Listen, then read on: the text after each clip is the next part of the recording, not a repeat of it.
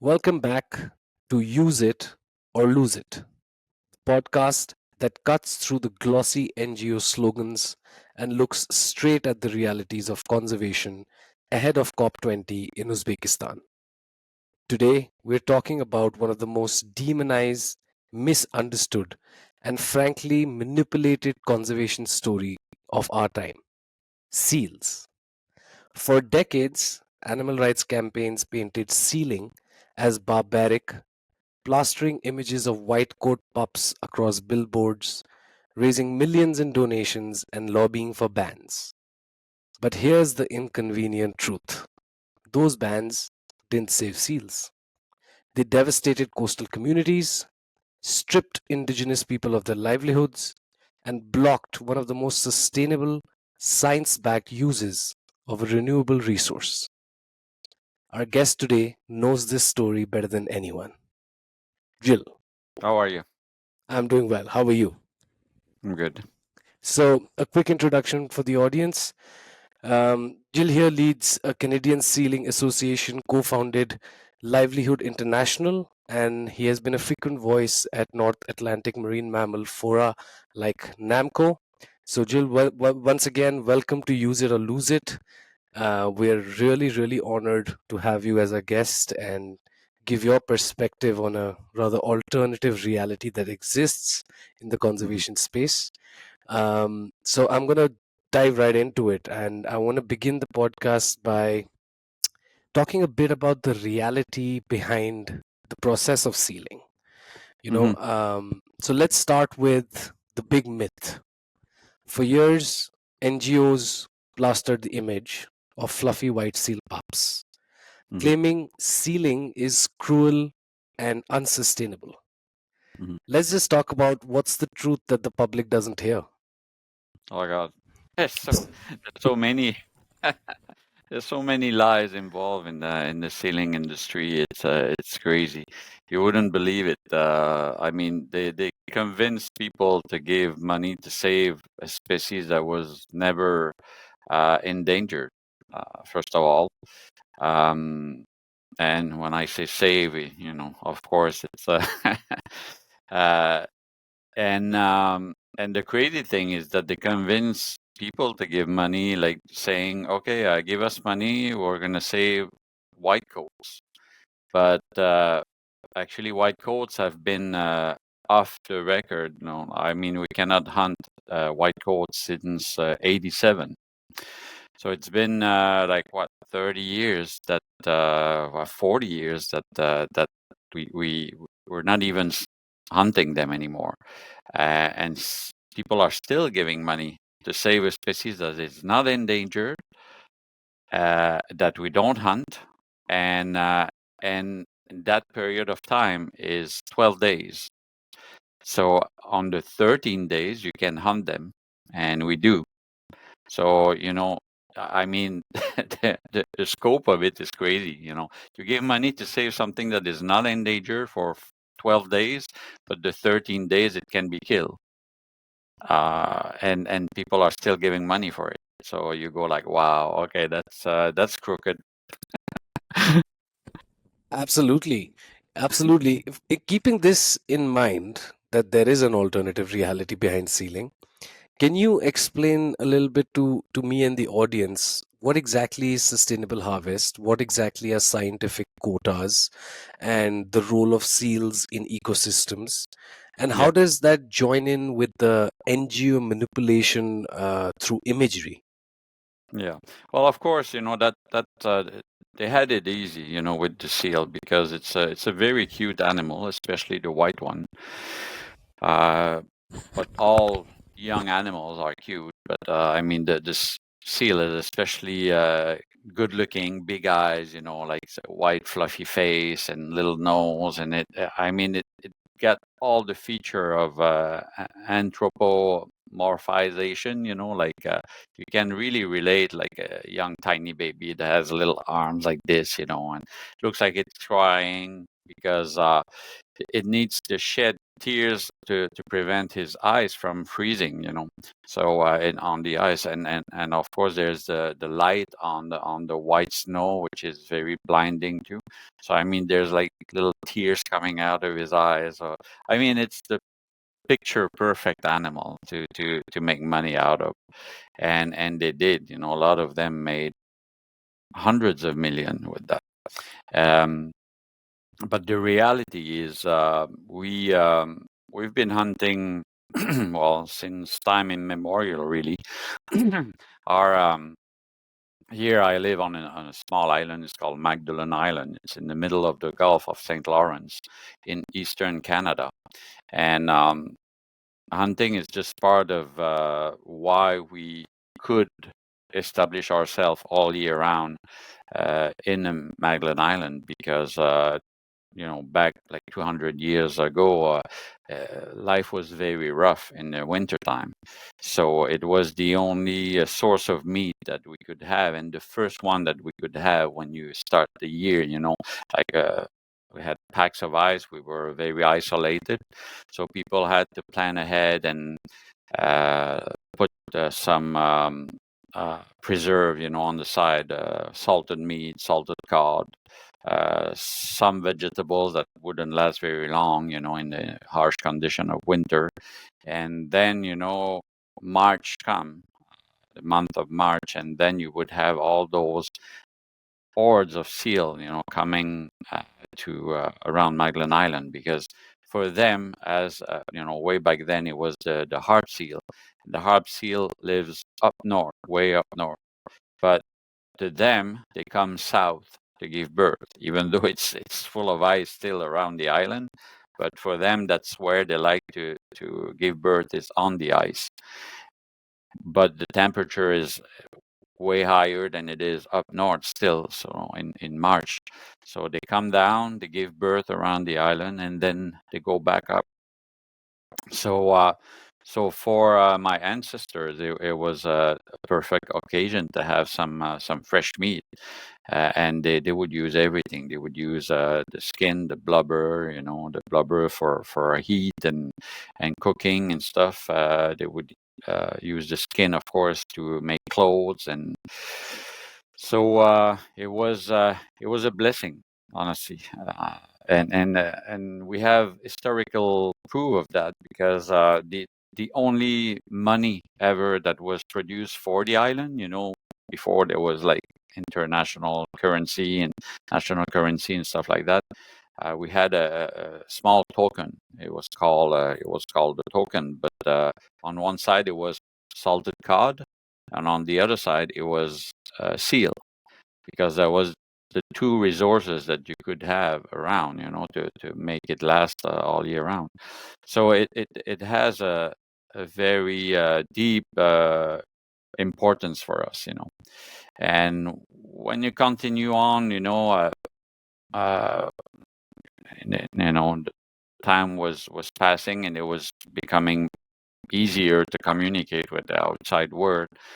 Then we started to have lots of people coming around the island to hunt, because of that great resource that we had. And up until 1972, everybody could come like a couple of miles offshore and hunt or fish. They could do whatever they wanted. In 72, we have the EEC, the exclusive economical zone, so 200 miles off of the coast of Canada. So we started to have a control back then, more of a control over our resources around. But up until that point, everybody was coming. Japan, Portugal, some European. Japan was coming. Everybody was coming around. Anyway, so and at that time, we had a hunt that was, I would say, a bigger hunt, a commercial hunt and a bigger hunt. We would kill probably around the island 20 to 30,000 seal. But when you know that the population teams in millions, that wasn't a big amount at all. And but then you started to have all those activists, in the 70s, starting to come around the island. And actually, what really sparked the controversy was a movie. It was a documentary called Les Grands Phoques de la Banquise in French. I think it was. I'm not sure about the name in English, but anyway, it was translated.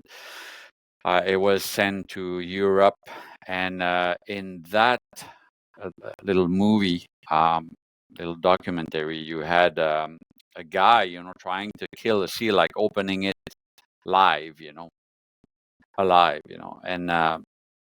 and I mean, people were all shocked to see that. Oh my gosh, what a barbarian people, and how cruel they are and stuff like that. But actually, that guy was paid by the crew members to do that.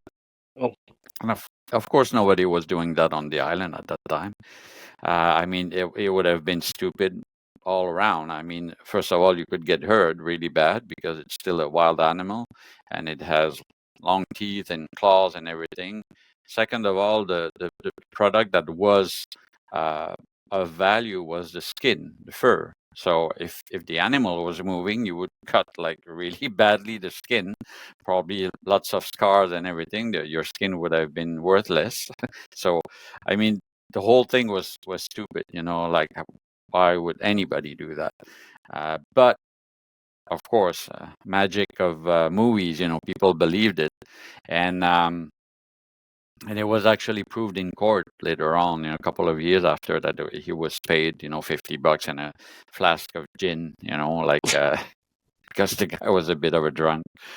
Um, but it was too late, already. That movie went all around in festivals and this and that, and of course, activists started to show that movie and say, "Oh my gosh, those people are terrible," and give us money to save the seal, and there it went, and after that we spend decades telling the truth about it, but with so little means, really.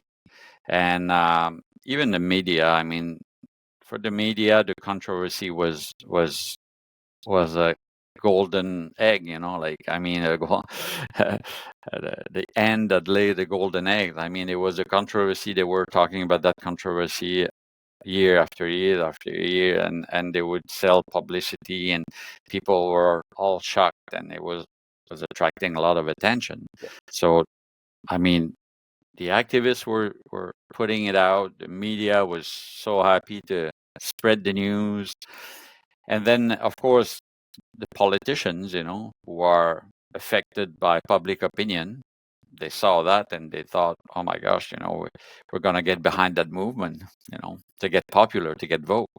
So, I mean, the ball started to roll that way, that direction. And it was like cataclysmal. It was really hard to counter, especially for a tiny population like ours. And even though in Canada we're not the only one hunting, of course, we have neighbors in Newfoundland who have way larger quotas than us. Like, let's say we have 20,000 quotas, they have 300,000. But still, when you have a population of 6, 7, 8 million, it's just a tiny, tiny piece of it, tiny percentage. So it was, it was always sustainable. I have to admit, that in the 70s we probably had some, regulation to tighten, and we could be doing better. But we did. We looked carefully at science. We asked a veterinarian to tell us, is it the best way to kill the animal, and to take care of animal welfare? And they all, made a big study out of it, and they say, well, that's actually the best way ever, the best way you can do it, um, and but it's perfect, but it looks bad, and it's open air, and it's on white ice, so blood on white ice, it's terrible. You can see, even in black and white, it's terrible. So, that's, we didn't stand a chance, really. Wow.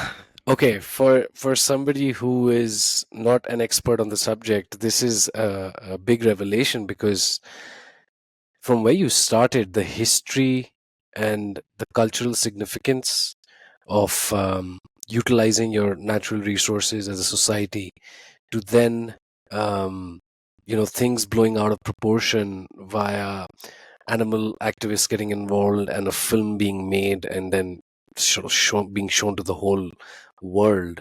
That tying up with the simple fact that the species itself is visually, naturally adorable. um it's got, like you said, it's got the big eyes, it's got the puppy eyes that Hmm. everybody falls for. The puppy eyes has become a trend in the past 20-25 years as well. Hmm. So much so that I've disturbingly seen some humans try and mimic it in situations. But all of these things coming together, including the history, is really mind-boggling, because you can kind of see the transition from your explanation, that how something sustainable, it started as something sustainable, and then suddenly out of nowhere it kind of just went out of control. Am I right in saying that?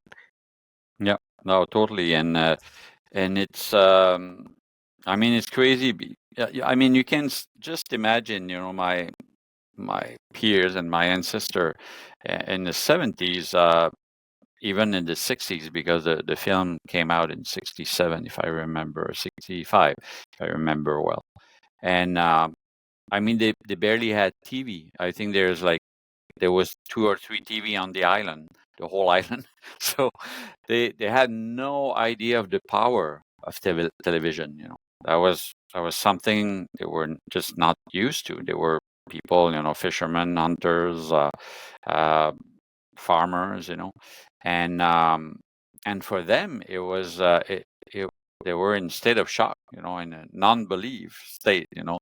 They were seeing the news and the newspaper, but they were just thinking, my gosh, those people are wrong, so wrong. So, well, I mean, when you're wrong, they just realize at one point that they're wrong, and it's gonna stop. That's it. That's how naive they were. Yeah. But of course, it never did. And it went worse and worse. Honestly. And another interesting part of what you said in the beginning was the timeline of things. You mentioned 1972 specifically, if I'm not wrong. Mhm. Now, you said that the economic zones, environmental economic zones, were formed at that point.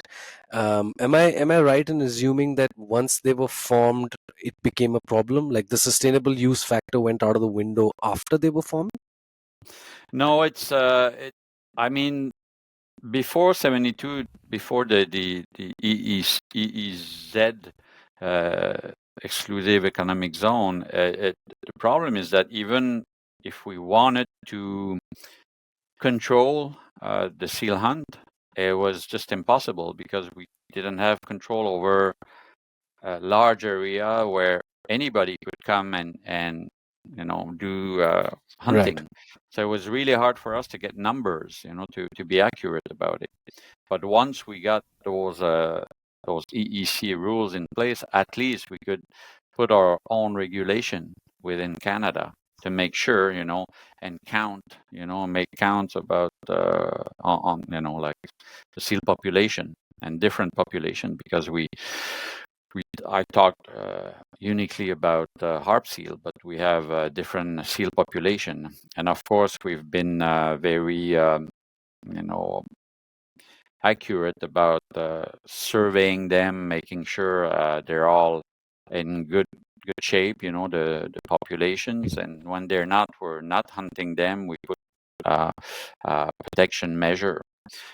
So we're taking very well care of our seal population in Canada.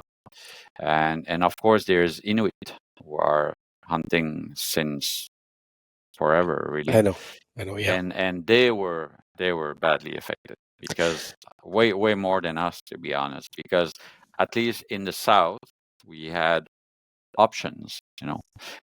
We had cod, we had herring, mackerel. It's all gone now because there's sea overpopulation. But I mean, back then we had options. We still have a bit today. We have lobster, crab, some crustacean.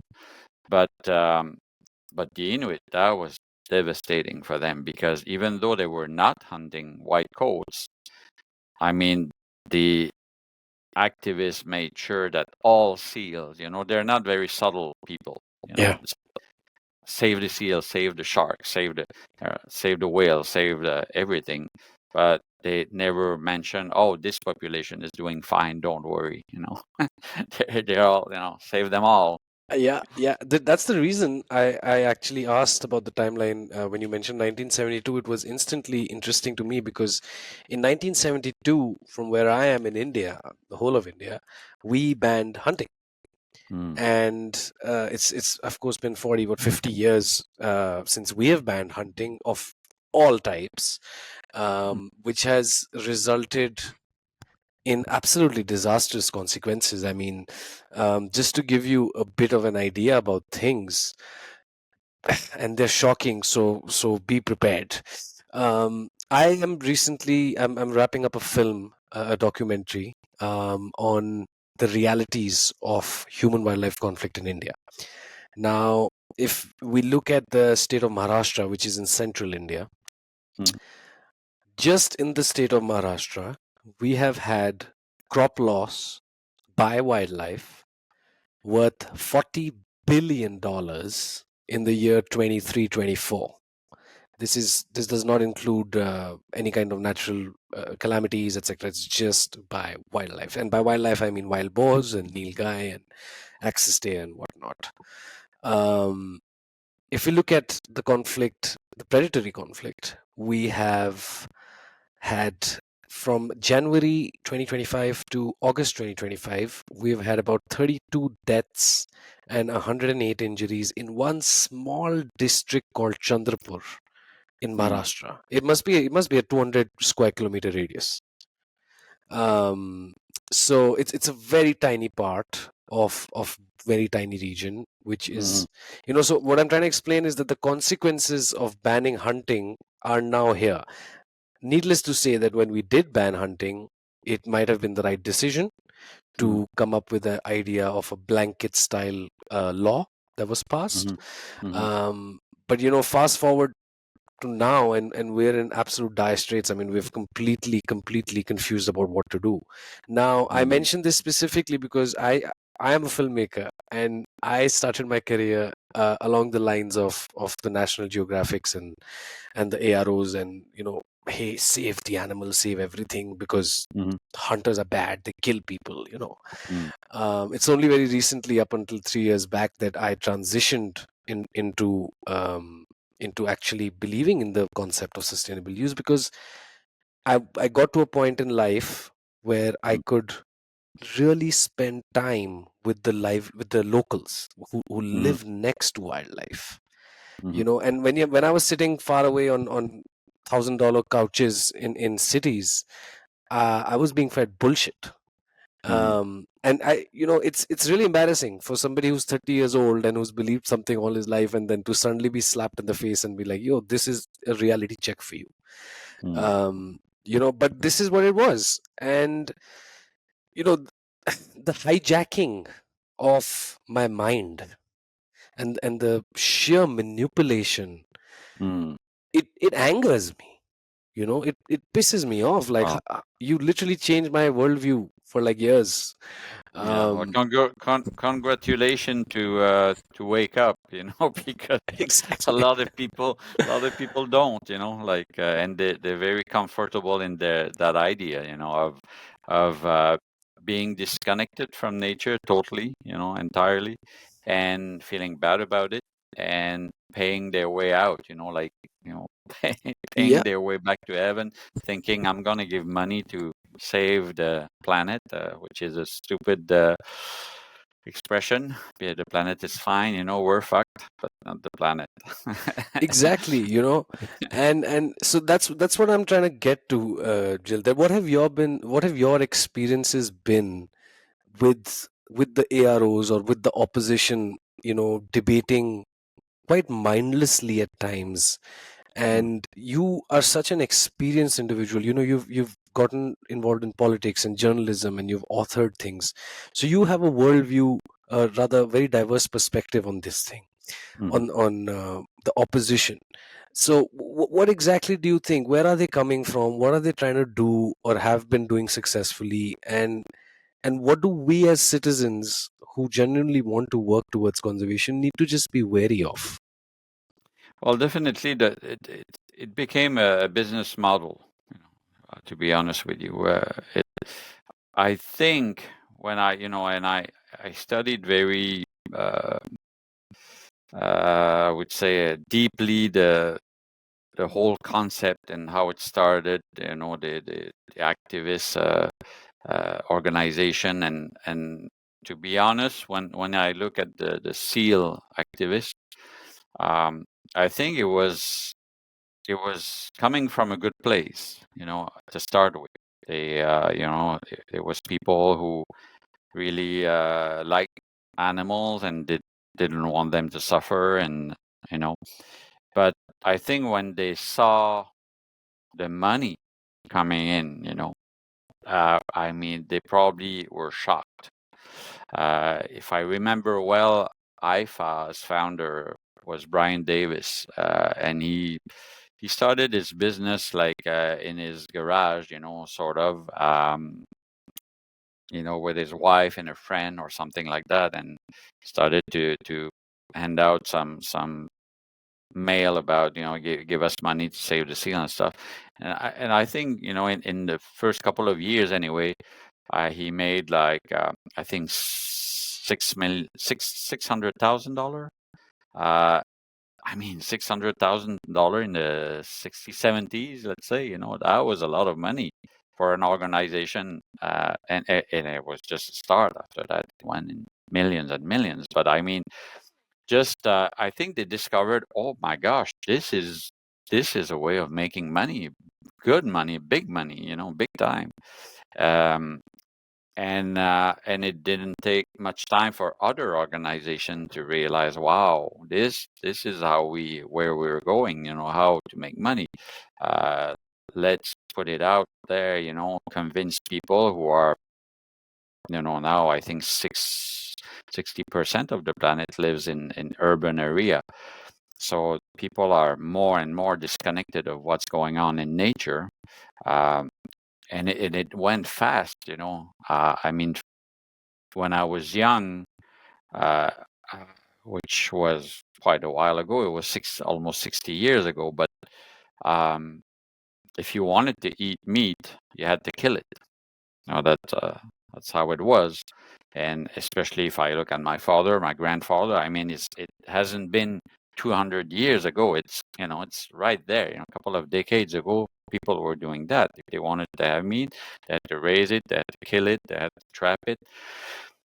But then rapidly, we divided in our society jobs. Okay, you're doing this, we specialized. I'm doing this, you're doing that. And we work together as a society. But rapidly, people didn't kill themselves. What they would eat, and I would say that now most people don't even know somebody who killed an animal.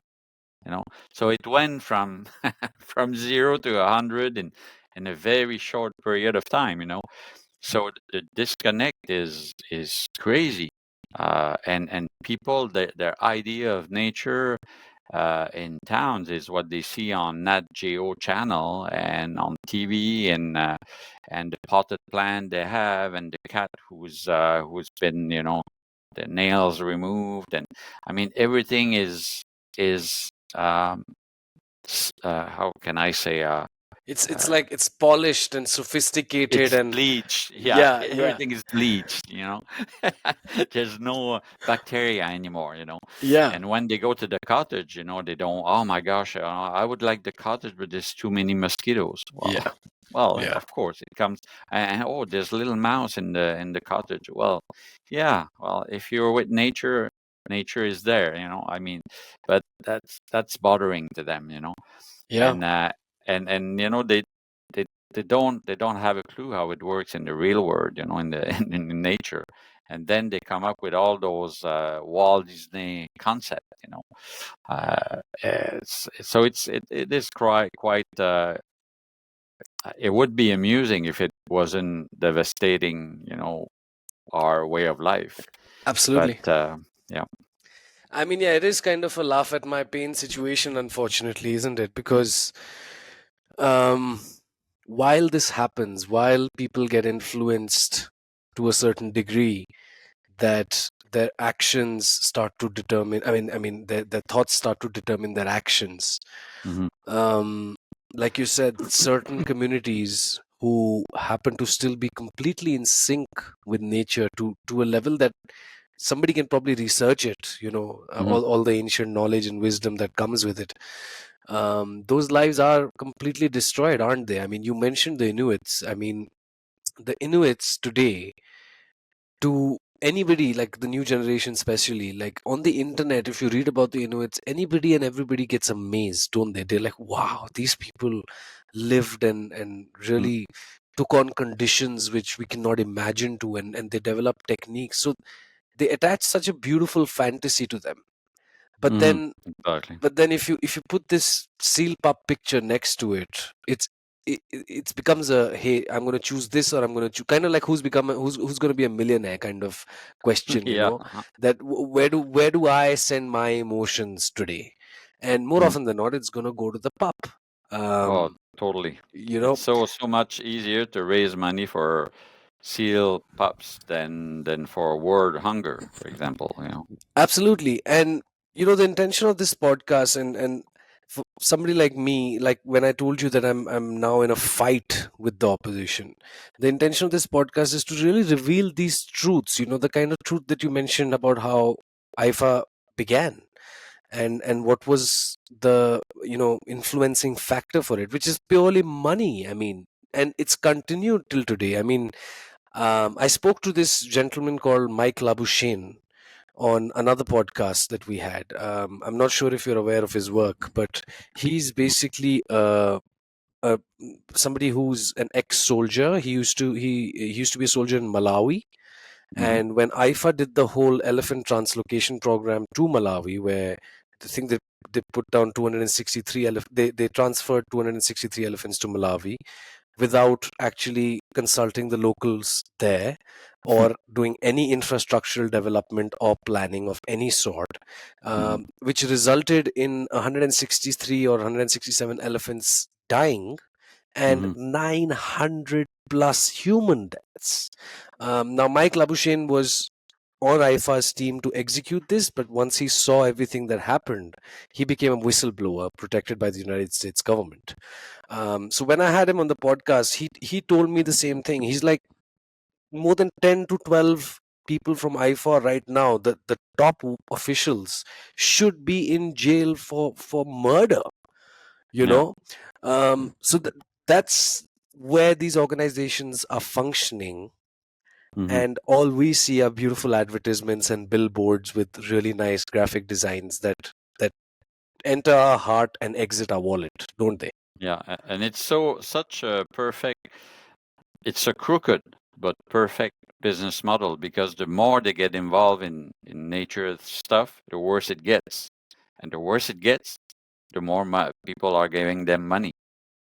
Because they say, "Oh, look at how it's bad," you know. But it's bad because of you, you know. That they don't say, you know, of course. And then, you know, give us money, we'll fix it. And then they get involved and it gets worse. So, oh, give us more money because there's a bigger problem to fix. It's so crooked, you know. And and I truly believe that probably 95, 98, 99% of the people who give to those organizations it really comes from a good place. They really do care about nature. But all those top leaders, they're not that stupid. They perfectly know what they're doing. Yeah. So you're right. Lots of them should go to jail. It's terrible. I mean, most of the money spent on salaries and first class tickets to Oh international God. environmental platforms. I mean, the best of the best hotels with the spa included. I mean, Oh, I'm not saying that this is not something somebody should do. Like, hotels exist, yeah. five-star hotels exist, spas exist. Mm, Cool, but they can't exist on this money. yeah. And also, from where we started this conversation, where we are now, it basically, what my mind tells me is that conservation, we're doing conservation by photo op. I mean, if the animal's cute, it gets a campaign, never mind the Exactly. science. Exactly. It's um that's mind bugging because it doesn't matter if it's right. If it looks good, perfect. That's what drives me crazy. Because just another example, we've been testing all sort of weapons for seal hunting, and we tested, of course, guns and firearms, and of course with firearms from a distance, it's good, but there's always a percentage of of possibilities that you're going to hurt the animal, not to kill it instantly. While with the hakapic, with the club, and uh, there's no mistake. You're right there. You're right next to the animal. You crush the skull. It looks terrible, but it's super efficient. There's no pain. It's like switching off the light. Uh, but the what was posted as the worst thing ever was the hakapic and the club. Oh, it's so barbaric. But actually, no. Listen to the science. It's better. It's more humane than the gun. But doesn't matter. Doesn't matter. It looks bad. If it looks bad, it should be banned. You go like, Jesus. Where are those people from? It's crazy. And one thing I wanted to say, is that, you know, talking about, how it started and everything, but now where we are is terrible because, if I look 50 years ago on the island, we had maybe 7 to 11 fish plant. So there was plenty of fish around. We were and A typical year was made of small seasons. A small season of cod, small season of herring, small season of flatfish, redfish, lobster, everything, seal included. It was all part of a like small harvest that would go different time in the season in the year, and it was a month. That's the best way of doing it in a right way, because you're not taking too much of everything. You're taking a bit of everything, and you make sure the population are doing great. But now, with all those seal controversy, we basically stopped hunting. So the population, I'll give you numbers for gray seal. Okay, not harp seal. Those are millions and millions of them, but they just come and then they go. But gray seal is a population that stays all around the year, around the island, in the Maritimes, in the Gulf of St. Lawrence, and they went from around 10,000, and all those numbers can be verified. You can go online, you'll see it's accurate numbers. In the 70s, there were about 10,000 of them. Nowadays, there's around 400,000 of them. So, yeah, it's not like a tiny raise, it's like, That's and of course, exponential. oh, it's crazy. I mean, well, seal had, they start to have a pup like every, let's say 4 years old, it's the maturity age. And then they would have one pup every year. And one individual can live to 30, 35 years old. So of course, it just went boom. There was Yeah. no predator anymore. So nowadays, on the island we have 2 plants, not 11, 2 plants. And what they're doing, what they're working with is lobster and crab. That's it. Lobster probably is 85% of what they're doing, both in terms of uh, uh, harvest and money. So now the fishing industry never been so fragile.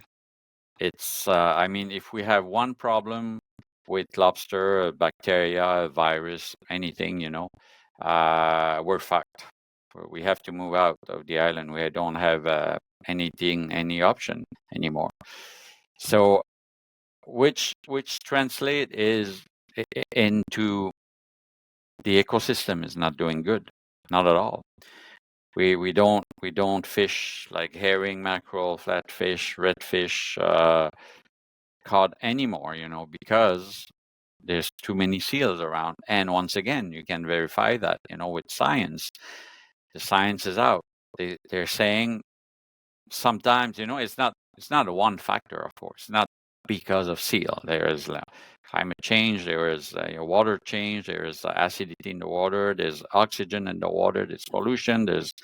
It's multi-factor. That's for sure. But seal is a big part of it. That we know. And on the other factors like acidity in the water, we don't have much control over it.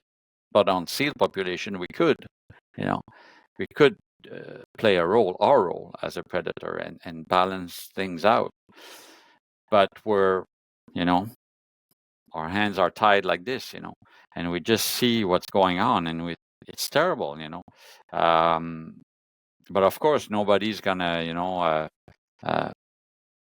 save the cod, give us money, we'll save the cod, we'll save the herring, we'll save the mackerel. Nobody would give money for that, But it's, how you mingle in something you don't know anything about and you screw it up.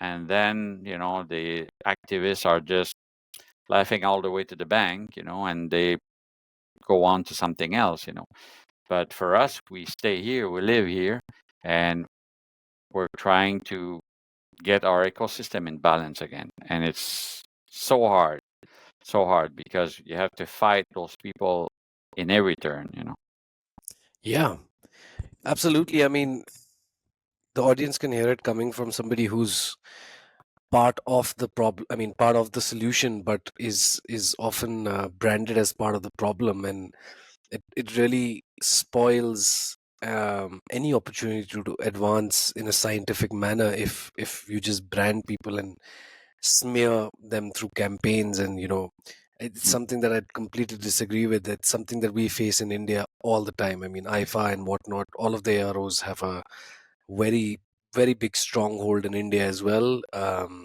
Like the seal pup and its Mhm. eyes, you've got the tiger and its charisma, Mhm. and the same problem. I mean, we've got too many tigers, and we're still living in the fear of pre 1972 when we were colonized. And we did kill a lot of tigers, to be honest, but we still live in the fear and the insecurity of the past, instead of looking at the opportunities that lie ahead and looking at the possibilities and the models that exist. Now we're not Mm. in the 1960s anymore. Like we're in the 2020s. There are opportunities and there are models that we can get inspired from and learn from. But then, like you said, our hands are in shackles. You know, Yeah. um, I quickly want to move on to another segment, which focuses on the more professional scientific platforms, something like CITES and the COP. So if you were to talk about CITES, trade, and the hypocrisy that it has, at COP 20, I'm pretty sure it's in just another 2 months from now. I'm pretty sure we'll hear the same arguments against sustainable use, Mm. whether it's seals in Canada, elephants in Africa, sharks in Asia. We'll hear the same arguments. So Yeah. I want to know from you, Jill, why do you think CITES delegates keep falling for these prohibitionist and protectionist narratives? Well, the whole system, honestly, is crooked. I'm looking at those activist groups. I mean, there is good, truly good environmental NGOs out there, uh, but unfortunately, they're it's. I understand that it's hard to tell the good from the bad because they're professional liars, honestly, the activists. So they always try to blend in, like talking about uh, conservation, preservation, protection. They play with words, they're going from one word to another. And it looks the same, but it's totally different. If you look for conservation, you want the nature to be in balance. You want to have plentiful of resources, and then you can take some from it in a sustainable way and use it in the future. And your kids and grandkids and everybody in the future will have access to it because you're taking care of it. But if you're talking about protection, then it's you don't touch it anymore. And this is wrong. It's like we think we're out of the system. We're not out of the system. We're part of it. So we need to play our role in the system. But those are very complicated issues, and a lot of people don't understand them. When you go to those big organizations, societies, and I mean, most of those people are politicians or civil servants. They're not biology expert or of any kind, and they get mixed up. They probably, well, some of them anyway, don't know which organization are good and which are not good. But there should be definitely a bigger screening of those organizations to make sure they should be at the table, and lots of them shouldn't be at the table at all. I'll give you maybe a stupid example, but I mean, you wouldn't have a conference on human rights and invite the KKK, there. Uh, Yeah. I mean, because and even if the KKK would say, "Oh, but we're balancing the debate because we're anti-nigger and those are pro-nigger." I mean, that would be stupid, even to think about it. It's like comical to think about it, but actually it's a little bit what's happening, in those organizations. They're saying, "Oh, but there's pro-hunt organization and we're anti-hunt organization, so there's a balance." No, I'm sorry, there's no balance, because you want to save all the animal at all costs. And if you want somebody to have a balance there, then we should have a group that wants to kill all animal at all costs. But it doesn't exist. So, if you have an extreme here and no extreme there, because the pro hunters don't want to kill all the animals. They're in the middle. So I'm sorry, you're you know, you're you're leaning on the wrong side if you do that. Yeah. But it seems hard for people to understand that, and for politics and for media. Yeah, I often feel like the way that the anti-hunting groups work is that when we were children. I don't know if it happened in Canada as well, but I'm hoping it's a universal thing that happened to all kids. When we were kids, like if we were playing cricket in India, and there used to be a kid who used to bring the bat, and then that was the only bat that all the boys had. But if you bowled him out, if he went out, then he would take the bat back home. They kind of remind me of that group of people, that it's my way, or the highway kind of situation, and like you said, there is no other extreme. I mean, we aren't from the beginning, we haven't been fighting the AROs. From the No. beginning, we have been proving to them that what you're doing is right on many levels and Mm. wrong on many levels. And all we are trying to do is talk to you about the wrong levels so that we can find a balance. Your right remains right. Nobody's going to challenge that. Mm. But if you just come across as defensive and just throw arguments out of proportion with meaningless science, Yeah. not even science, meaningless emotion rather, Yeah. then we're all in trouble together. Yeah. And it's the problem because you cannot really argue with them. It's like religion, you know. I mean, no amount of rational would convince and name any religion really, like Buddhism and Christianity and Islam. And I mean, if somebody is really okay, you know, this is my God, and there's no amount of rational that would tell them, well, maybe there isn't any God. We don't have any proof of that, scientifically speaking, you know. Oh my gosh, you know, that they don't even listen to you if you're starting, you know, to say stuff like that, you know. You cannot have a discussion with them because it's a dogma, you know. It's a, Yeah. okay, I'm right, you're wrong, and I'll do anything to convince you and people that I'm right, you know.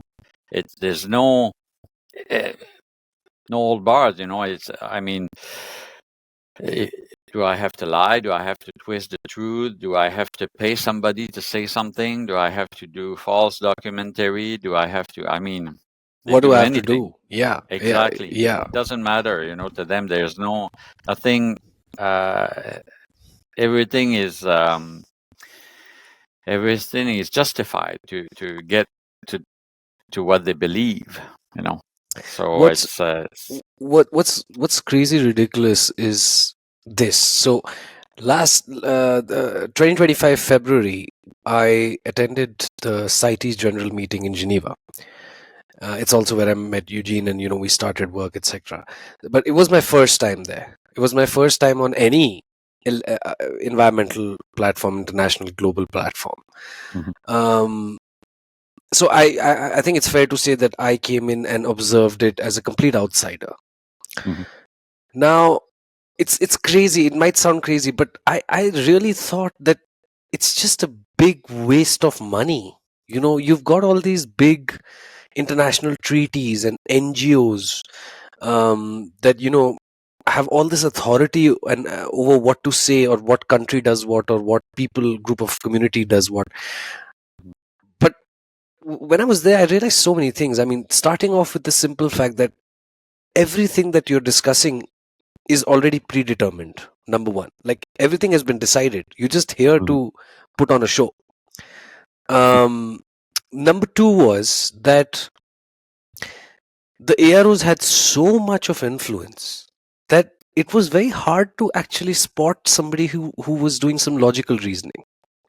mhm, It almost felt like like going to Disney World. You can be very, everything looks very nice and beautiful, and you feel important, but are you really important if you're just mhm. getting influenced by whatever's going on? I felt like CITES has been hijacked by NGOs to the point where it's Totally. where it's not a science forum anymore. It's a theater for Mm. moral posturing. Yeah, no, you're totally right. And I've been lucky enough with Eugene help also to attend to a couple of international meetings, you know, CITES and others. And honestly, there's very few left that are really interesting forums where you have science, where you have reasonable people discussing about science and who come to compromises and solutions, and knowing that they might opt for a solution and be wrong, and then we'll have to correct it, you know. That type of forum, God, NAMCO is, I would say, is one of them. NAMCO is, it's very oriented, science oriented, and people are discussing about, you know, what's going on, how can we, you know, balance it out, how can we help, how can we still use those resources, uh, you know, while being careful about it. But CITES, big show. And honestly, when I was in CITES, you'll find it funny, but you know, these days there's a lot of complotist, people out there, like thinking there's that big deep state, like trying to control us and stuff like that. And I'm always telling them everything is possible, but honestly, I've been to international meeting and it's so disorganized. It's just when you see that it's impossible to have people all getting together in a big plan to control the. I mean, come on, you go there and you know that they're discussing for half a day about a comma or a word that they want to change, and it's crazy, Exactly. This really like pinched my nerves. I mean, when this is, I was sitting with somebody, and I think I was sitting next to somebody from WWF. They're very famous faces. I don't know the names. But this is what they were doing. They were this comma here. No, no, no, no. If you put and this is all done not just by the biologists or the scientific team Mm. that these NGOs have. It's done by lawyers. Yeah, lawyers and So, lobbyists. yeah, so it's lawyers and lobbyists wording things better than Shakespeare ever did, Yeah. to make sure that money comes flying in. Mm-mm-mm. And which is absolutely crazy. I'm I glad you totally. agree on that. I mean, that Oh, yeah. I felt like I don't want to offend anybody, who's been in the game for so long by saying things, but then I guess we agree on that. Yeah. Let's get practical for a second, Jill. Yeah. If delegates in Uzbekistan approve more trade restrictions, Mm-hmm. what happens to communities like yours on the ground, and the Inuits, in fact? Well, it's we get more and more deprived of options, of possibilities to sell our products. Honestly, I've been in the game for a long time, and I've been for a couple of years now. And also, I major in communication. So you might think that a guy like me would think that with better, would advocate that with better communication will eventually turn things around. But honestly, I don't believe it anymore. I've seen too many attempts of being rational about it, talking to people, and the NGOs are always destroying whatever rational we put out there. So it's so easy for them compared to, I mean, it's a complex situation, it's a complex topic, and it needs lots of discussion, lots of sentences, and lots of arguments, and lots of like discussion and compromise. And as for them, they put one picture and that's it, and one word, two words, so Yeah. we'll never be able to catch up to that. So what I started to advocate, honestly, is to take back the control over our resources and use it locally, so we don't have to deal with international trade anymore, because it's just from what I saw, in CITES and other platforms, it's just useless, because you're going to put so much effort to open markets, foreigner markets, outside markets, and in one weekend they're going to destroy it all. Doing a big protest in front of the embassy. So I'm thinking, okay, Canada we have a big country, we have lots of resources.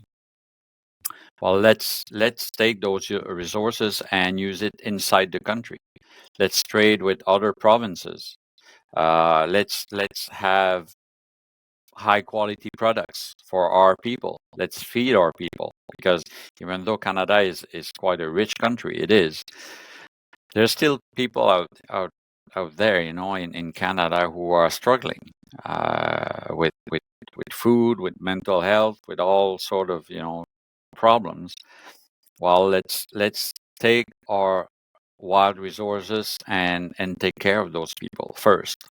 And if we have abundance of it, and eventually somebody's lining up and say, well, we want to trade with you, okay, sure, but let them come, to us instead of trying to get our products out all the time. And Canada is it's we have a colonial past. I mean, we were colonized, Yeah. and we still have that mentality of a resource country. Okay, let's take our product and let's ship it to Asia or Europe or the States, and buy it back more expensive. Yeah. Yeah. But so I'm trying to change that mentality. We have a big country. We have lots of natural resources of all kind. Well, let's process them here. Let's let's sell it to our people at a good price. Let's take care of and then if we have overabundance of those resources, okay, fine, let's do trade. But try to use it locally. And with seal, we've been developing, for example, for the meat. I mean, it's a wonderful wild meat. It's so rich in iron and all sort of vitamins, and we've been developing products. Now we have sausages and burgers and terrine and pate and like 30 products, and very high-end products. But we don't hunt a lot, so we have more demands that we can supply, really. Yeah. But which is great. It's a good problem in a sense. It's just that we're not hunting enough to keep the population in control. That's the problem right now. Yeah. Sorry. Yeah. But I think the international forums are important, but I think a country like Canada and like India and like everywhere else, honestly, like Africa, they should use their resource as much as they can locally, and deal with outside trade after, Yeah. afterward, not to start with. Here's what really worries me, Jill.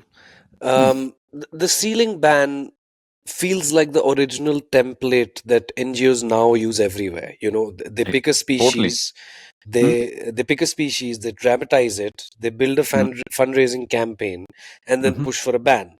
Mm-hmm. And now we are seeing the same playbook being used on sharks and rays and even eels at CITES. Yep. Totally. What's your take? Are we just watching the sealing strategy replayed on a global stage? Oh, so that's what I've been saying for decades now. Yeah, and I had long discussion with lots of uh, people in sustainable use, and I was telling them, I said, well, that's exactly the replay of everything they did about seal, and I remember in 2010, I think I was in the north in Iqaluit with the indigenous people, and we had a conference there, and somebody was telling me, he was presenting, doing a presentation, very nice presentation, a biologist on polar bear, and he was telling Inuit, um, beware, because polar bear is the next seal. They're gonna put pictures out there. They're gonna, it's a cute animal. It's white on white. It sort of has that, aura. And they're gonna lie about it, and they're gonna do this, and they're gonna do that, and it's gonna be a template of what they did to seal. They're gonna do to polar bear, and exactly what happened. Like they Fucking started hell, to, man. It's yeah, disgusting. yeah, like like putting that famous picture that everybody saw of that polar bear on a tiny piece of ice, Yeah. and like barely holding on to it, and lots of sea around, and climate change. Yeah. Like the message was he's gonna fall out and drown, but It's it's a fucking marine mammal. It's crazy. I mean, when dinosaurs were there, the Earth's temperature was 10 degrees higher. For God's sake, if you're gonna build a narrative, at least go back into the history and learn from it a little bit. Yeah. And it's not just the loss of, like, keeping aside the meat and the protein and the livelihoods. It's the loss of culture, isn't it? I mean, these are thousands of years that communities have survived. I mean, like the Inuits in Canada, and like so many tribes in Africa, and Mm. so many tribes in India. the in India, we've got the Pardis, we've got the Baigas, expert hunters. These guys domesticated cheetahs. So the most important thing for me is the loss of culture. I mean, you're Mm. losing people who have really lived with nature Mhm. by banning things from the urban population side. So eventually you'll just end up with a completely urban population who'll have no idea what to do if a tiger is in the backyard you know Yeah, yeah. But for me, I'm not that yeah, culture inclined guy. I'm a very, I would say, rational guy, and I think you have to adapt. It's not because something was cultural that it's necessarily good. For example, slavery. Is Of course. even though even though it was like No, I cultural, meant in the but environmental space. Like, there are so many, like, your fight in Canada mirrors so many struggles globally. I mean, in no, India, totally, farmers and fishing communities are locked out of conservation decisions. I'm talking yeah. about losing culture on a level where you lose language, where you lose the ability to hunt. Yeah, And and understanding and knowledge. Yeah, yeah, that I totally agree on.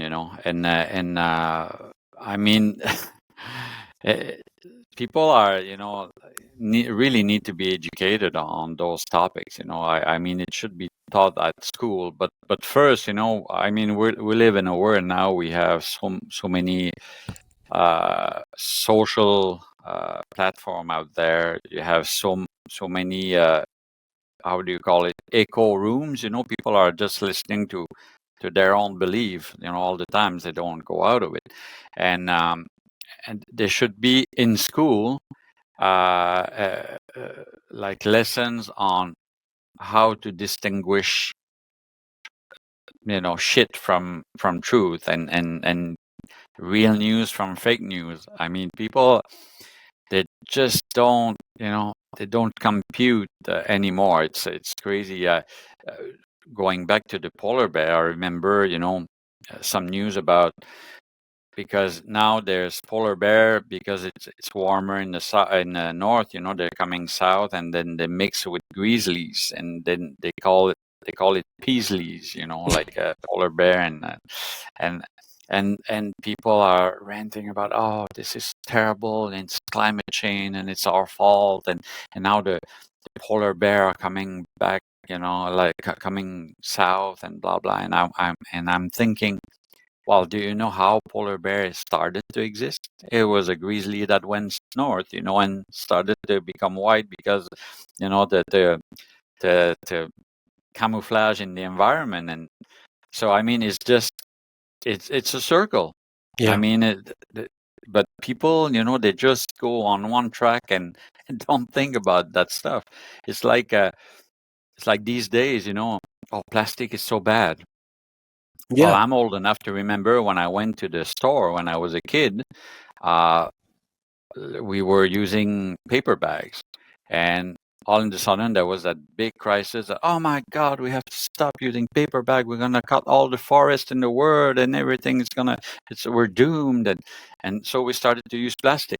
You know, yeah, plastic is great because you can reuse it, and stuff. And now we're going backward. Like, okay, plastic is terrible. Let's use paper bag again. yeah. You go like, I really think I think conservation has become a full blown PR business. Y- you can crazy. literally topple governments because of environment Oh yeah, conversations. And in fact, and the animal rights groups, they love to equate sealing with cruelty. But yeah. when managed hunts are shut down, doesn't cruelty simply shift onto the communities that are left behind? Nobody Well, talks about that. yeah, yeah, and I mean, sometimes I'm talking to those people saying, "Oh, it's so cruel," and I'm thinking, and I'm telling them, so what do you think happened when a seal is not shot? Do you think he takes like a retirement pension plan and watch TV, or is how what's the follow up? Well, he's gonna die, and probably eaten by a shark, partly, and dying on the beach, or disease, or I mean, there's no happy ending. Yeah. I mean, everything dies, So if you ask me, honestly, living my life for a couple of years, being happy and feeding on fish, plenty of fish, and bathing in the sun, and all of a sudden there's a bullet come flying and you shut the lights off instead of being half eaten by a shark. I think I would take the bullet, So I mean, it's just I'm not saying, death is not it's natural part of, of the word. And and we just, of course, we need to be careful not to be cruel to animals, animal welfare is important. And by the way, we're the only animal who cares about it, Yeah. because I don't think when a tiger is eating a gazelle or whatever, he's, like Yeah. thinking, oh my gosh, I'm gonna be careful to kill it as quick as I can. But Absolutely. yeah, that's the thing, that's what I don't like about it. It's like um, people saying people are terrible, but you understand that you're talking about yourself, right? And you're not part of the solution; you're part of the problem, Yeah. But it's always the other, Oh, we're they're destroying the planet. No, we all are destroying the planet if we are, but we're not. Planet is doing fine again. We're yes, we're doing bad stuff. It's true, but we're also doing great stuff. I Yeah. mean, which other animals is going to spend millions taking care of other animals?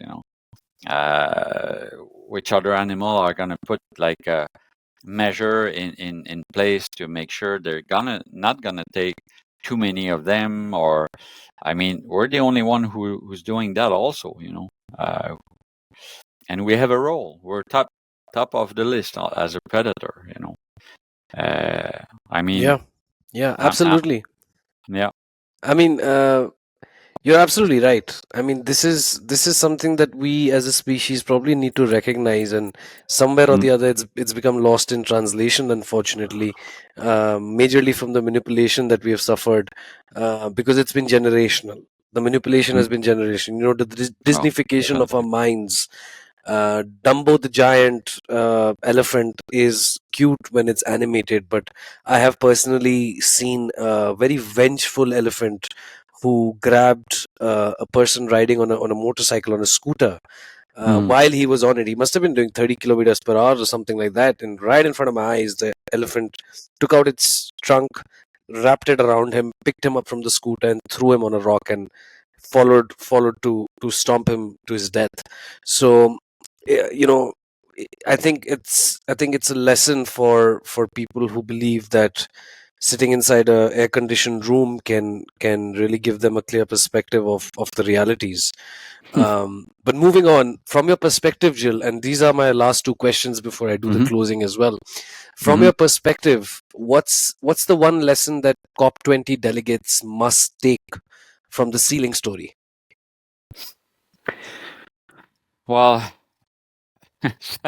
sometimes I think, uh, unfortunately, but I think it's they're past any recommendation because they it's too ingrained, inside these the way it works and stuff. I would tell them, of course, look at the science, talk to people who are balanced people, because there's lots of balanced people out there who care deeply about nature, who live in nature, who knows about it.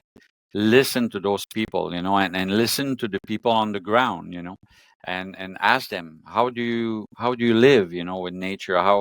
What how do you interact with it? What's the importance of it?